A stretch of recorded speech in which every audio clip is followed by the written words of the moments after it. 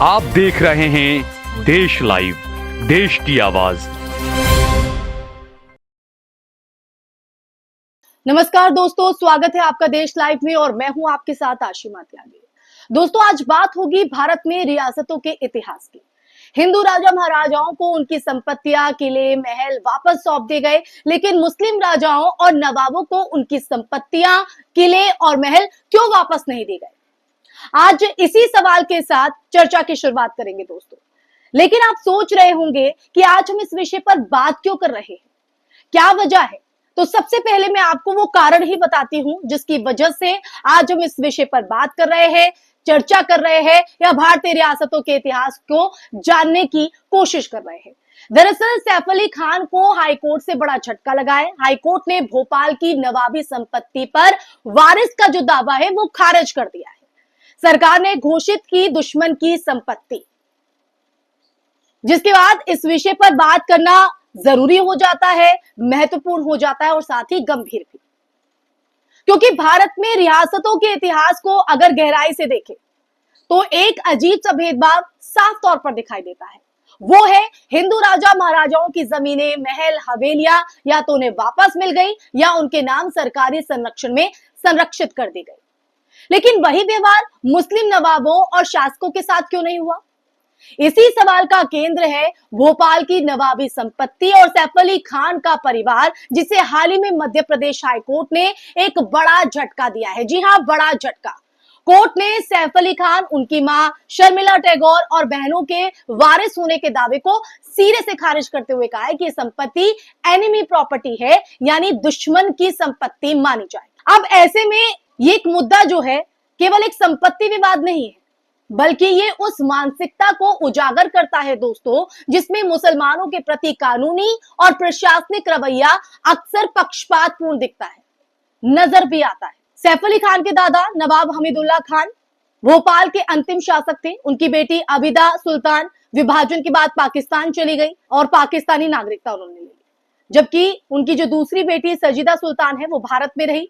सजीदा के बेटे थे मंसूर अली खान पटौदी और वहीं से आगे जो है सैफ अली खान का संबंध जो है वो बनता है।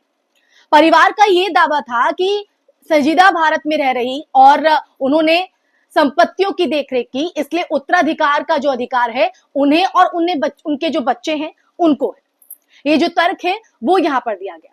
हालांकि अगर बात करें भारत सरकार का, अगर भारत सरकार की, तो भारत सरकार का ये कहना है कि चूंकि मूल मालिक जो है आबिदा सुल्तान पाकिस्तान चली गई, उन्होंने विदेशी नागरिकता ली, इसलिए संपत्ति एनिमी प्रॉपर्टी एक्ट के तहत आती है। यही कानून 1968 में बनाया गया था। 2017 में इसमें संशोधन कर इसे और कठोर बना दिया गया। यानी इसके मुताबिक अगर देखा जाए तो अगर संपत्ति का कोई भी पूर्व मालिक पाकिस्तान चला गया हो, तो चाहे उसके उत्तराधिकारी भारत में रह रहे हो, वो संपत्ति अब भारत सरकार की मानी जाएगी। समझ रहे हैं आप? भारत सरकार की वो संपत्ति मानी जाएगी। लेकिन देखा जाए तो ये कानून सिर्फ कानून नहीं है, बल्कि इसके पीछे की जो राजनीति है, इतिहास को कहीं ना कहीं समझना जरूरी होगा दोस्तों। यही वजह है कि हम इस बात पर चर्चा कर रहे हैं, इस विषय पर बात कर रहे हैं। जब राजस्थान, मध्य प्रदेश, उत्तर भारत के कई हिंदू राजाओं को उनकी जमीनें लौटाई गई, तो मुसलमान नवाबों के मामले में यही व्यवहार क्यों नहीं अपनाया गया? जयपुर, जोधपुर, उदयपुर जैसे रजवाड़े जो हैं उनको प्रीवी पर्स मिले, उनकी जो हवेलियां उनको संरक्षित किया गया, लेकिन मुस्लिम नवाबों की जो जायदादें हैं उनको जब्त कर लिया गया। और अब देखिए एनिमी प्रॉपर्टी के नाम पर किस तरह से इन जमीनों पर कब्जा किया जा रहा है। इस अन्याय में सिर्फ वर्तमान सरकार ही नहीं, बल्कि कांग्रेस भी बराबर की दोषी रही है, बराबर की भागीदारी रही है, क्योंकि 1968 में ये कानून कांग्रेस सरकार की तरफ से ही बनाया गया था। उस समय पाकिस्तान को दुश्मन देश मानते हुए ये फैसला लिया गया, लेकिन ये नहीं सोचा गया कि इससे भारत में रहने वाले उन मुस्लिम परिवारों का क्या होगा जो खुद तो यही है, लेकिन उनके पूर्वज पाकिस्तान चले गए थे। क्या उनका कोई अधिकार नहीं बचता? क्या उन्हें सिर्फ उनके खून और रिश्तों की वजह से, उनके हक से उन्हें वंचित किया जा सकता है? ये सवाल देश लाइव के हैं दोस्तों। अब अगर सैफ अली खान के केस की अगर बात की जाए, जिस तरह से हाईकोर्ट से झटका लगा है, तो ये केवल एक अभिनेता का मुद्दा नहीं रहा है, बल्कि ये भारत के मुस्लिम अभिजात वर्ग की पहचान का सवाल है, जिसे इतिहास के हर मोड़ पर हाशिए पर धकेला गया या धकेला जा रहा है। भोपाल की ये नवाबी संपत्तियां, जिनकी कीमत 15,000 करोड़ से ज्यादा बताई जा रही है, वो सिर्फ रियल एस्टेट नहीं है, ये एक विरासत है, एक इतिहास है और एक पहचान का प्रतीक है दोस्तों। इनका छीना जाना केवल संपत्ति का छीनना नहीं है, बल्कि एक पूरे समुदाय के इतिहास और उसकी सामाजिक स्वीकार्यता पर भी एक बड़ा हमला है दोस्तों। हाईकोर्ट ने ट्रायल कोर्ट के साल 2000 में दिए गए फैसले को रद्द करते हुए यह साफ कर दिया कि एनिमी प्रॉपर्टी एक्ट को नजरअंदाज नहीं किया जा सकता है। और अब इस मामले की जो है दोबारा सुनवाई होगी। कोर्ट ने 1 साल में फैसला देने का आदेश दिया है। लेकिन ये जो तमाम चीजें हुई हैं, जो नुकसान हो चुका है भावनात्मक और भावनात्मक और सामाजिक स्तर पर, क्या उसकी भरपाई संभव है दोस्तों? देश लाइव ये सवाल उठा रहा है और आपसे भी पूछ रहा है। इस पूरे मुद्दे में आम आदमी के मन में एक बड़ा सवाल है कि क्या भारत में संपत्ति का वारिस तय करने का आधार कानून होना चाहिए या धर्म? क्या मुस्लिम परिवारों के साथ अलग व्यवहार सिर्फ इसलिए किया जाता है क्योंकि उनके किसी पूर्वज ने पाकिस्तान जाना चुना था? अब इस मुद्दे पर अगर देखा जाए, इस पूरे मुद्दे में आम आदमी के मन में एक बड़ा सवाल कौन रहा है? देश लाइव का यह सवाल है कि क्या भारत में संपत्ति का वारिस तय करने का आधार कानून होना चाहिए या धर्म?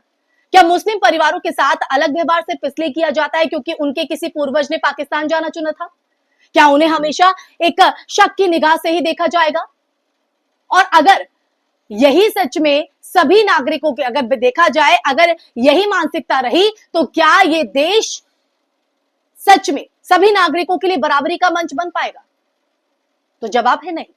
इस वीडियो के अंत में मैं आपसे यही पूछना चाहती हूं, या देश लाइव यही पूछना चाहता है कि क्या सैफ अली खान और उनके परिवार को उनकी विरासत मिलनी चाहिए या नहीं? क्या एनिमी प्रॉपर्टी एक्ट जो युद्ध के समय बनाया गया था, आज की तारीख में भी वैसा ही न्यायिक औजार है?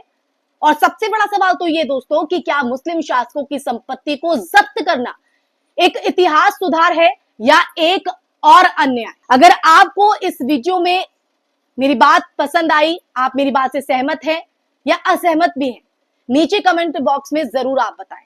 और हाँ, इस विषय पर बहस जितनी खुले दिमाग से होगी ना दोस्तों, हमारा लोकतंत्र, हमारी लोकतंत्र की जमीन उतनी ही मजबूत बनेगी। इसी के साथ इस वीडियो में फिलहाल मैं यही विराम लगाती हूं, फिर हाजिर होंगे एक नए विषय के साथ। नमस्कार।